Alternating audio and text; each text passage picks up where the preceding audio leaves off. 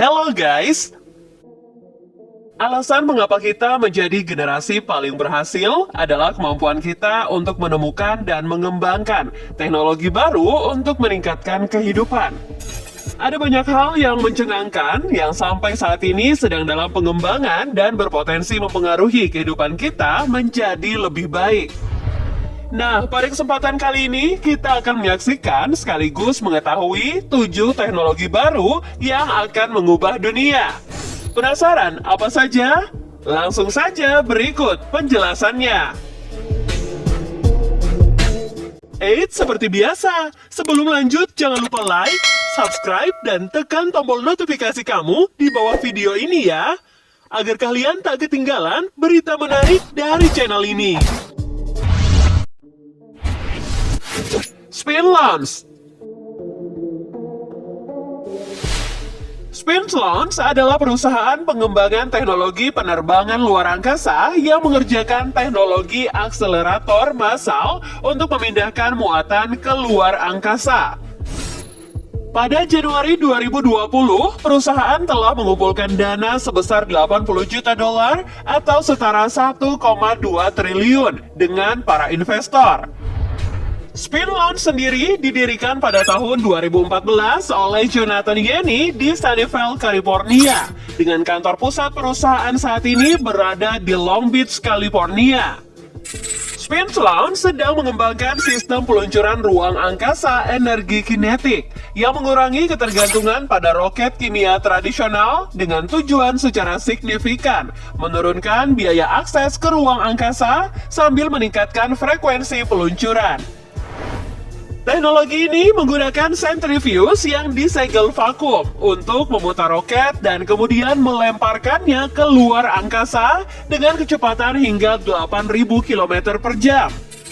Roket kemudian menyalakan mesinnya pada ketinggian sekitar 61.000 meter untuk mencapai kecepatan orbit 28.200 km per jam. Jika berhasil, konsep akselerasi diproyeksikan untuk menurunkan biaya peluncuran dan menggunakan daya yang jauh lebih sedikit.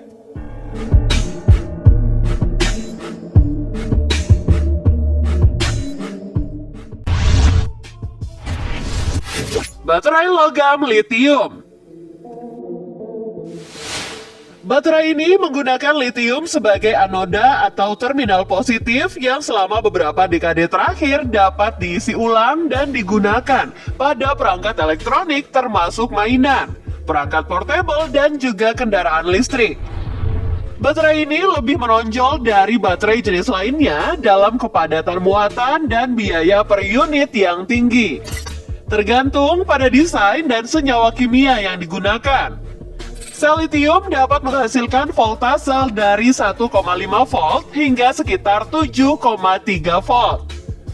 Baterai biasanya mencapai kinerja yang dapat diandalkan pada suhu kamar. Efisiensi energi, daya, dan siklus hidup cenderung menurun yang secara signifikan pada suhu di bawah minus 10 derajat Celcius.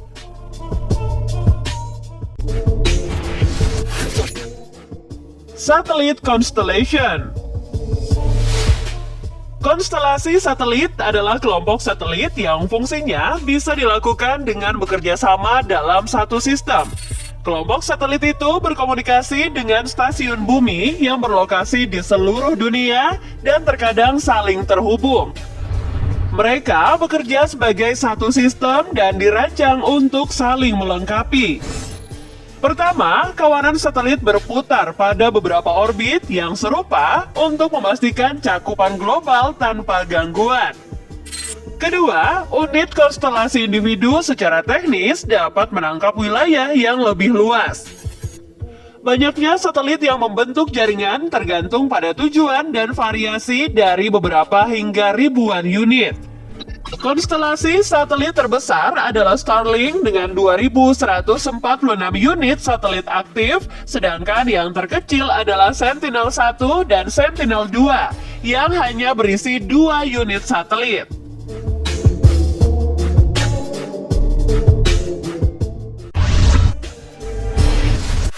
Direct Air Capture. Teknologi penangkapan udara ini mengekstraksi CO2 langsung dari atmosfer. CO2 dapat disimpan secara permanen dalam formasi geologi yang dalam, sehingga mencapai penghilangan karbon dioksida atau CDR. Manfaat dari Direct Air Capture atau DAC sebagai opsi dari CDR mencakup kepermanenan penyimpanan yang tinggi bila dikaitkan dengan penyimpanan geologis, tapak tanah, dan air yang terbatas. CO2 yang ditangkap juga dapat digunakan misalnya dalam pengolahan makanan atau dikombinasikan dengan hidrogen untuk menghasilkan bahan bakar sintetik. Dalam transisi menuju emisi nol bersih, CO2 yang digunakan untuk memproduksi bahan bakar sintetik akan semakin perlu ditangkap dari sumber bioenergi berkelanjutan atau dari atmosfer untuk menghindari emisi tertunda dari CO2 berbasis fosil saat bahan bakar dibakar. Oleh karena itu, DAC adalah salah satu pilihan untuk mencapai hal ini.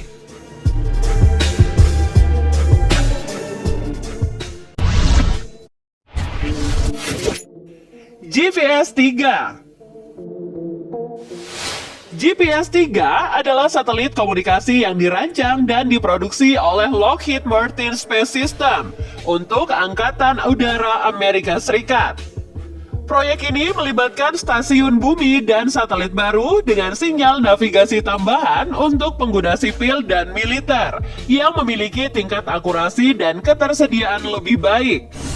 Dengan nama panggilan Vespucci Magellan dan Columbus, GPS-3 akan memiliki umur desain 15 tahun atau 2 kali lebih lama dari beberapa satelit GPS yang pernah ada. Ini juga akan memiliki akurasi 3 kali lebih baik dan sinyal yang lebih kuat untuk mengatasi interferensi. Peningkatan fitur pada satelit ini juga dilakukan demi perluasan teknologi ke lebih banyak orang.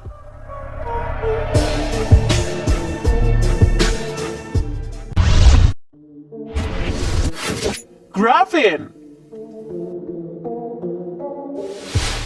Manusia telah mengetahui keberadaan grafin sejak 1859. Grafin adalah lembaran atom dasar di mana elektron dapat memperbesar dengan cepat. Karena matriks heksagonalnya yang rapi, grafin hampir tidak memiliki hambatan. Materi ini menjadikannya konduktor listrik terbaik yang pernah ditemukan. Faktanya, superkapasitor grafin akan memakan waktu sekitar 5 detik untuk mengisi daya sebuah ponsel. Grafin juga berevolusi energi matahari. Bahan yang luar biasa ini dapat digunakan untuk membuat sel surya yang lebih kuat dan lebih baik, bahkan lebih mudah dan murah untuk diproduksi daripada silikon yang kita gunakan saat ini. Berbicara tentang penggantian silikon, grafin dapat digunakan untuk membuat microchip yang berfungsi pada frekuensi 10 kali lipat dari silikon, sehingga persoalan kelebihan panas pada komputer kita pun akan teratasi. Hydrogen Fuel Cells. Sel bahan bakar hidrogen muncul sebagai teknologi berpotensi tinggi yang menawarkan efisiensi energi dan manfaat dekarbonisasi secara signifikan untuk berbagai industri, termasuk otomotif dan transportasi berat. Dalam kemitraan strategis dengan pemasok sistem otomotif Elling-Klinger, Airbus berinvestasi untuk mengembangkan sistem propulsi sel bahan bakar untuk pasar penerbangan. Sel bahan bakar hidrogen menggunakan energi kimia hidrogen untuk menghasilkan listrik. Keunggulannya jika dibandingkan dengan teknologi berbasis pembakaran tradisional, termasuk efisiensi yang lebih besar dan emisi yang lebih rendah. Karena sel bahan bakar hidrogen hanya mengeluarkan air, tidak ada emisi karbon dioksida atau polutan lain yang dilepaskan ke atmosfer. Sel bahan bakar ini juga senyap selama pengoperasian karena memiliki bagian yang bergerak lebih sedikit daripada teknologi pembakaran.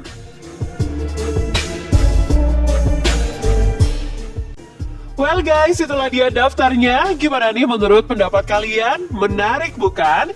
Jangan lupa tulis kritik dan saran kalian di kolom komentar. Sampai jumpa di lain kesempatan.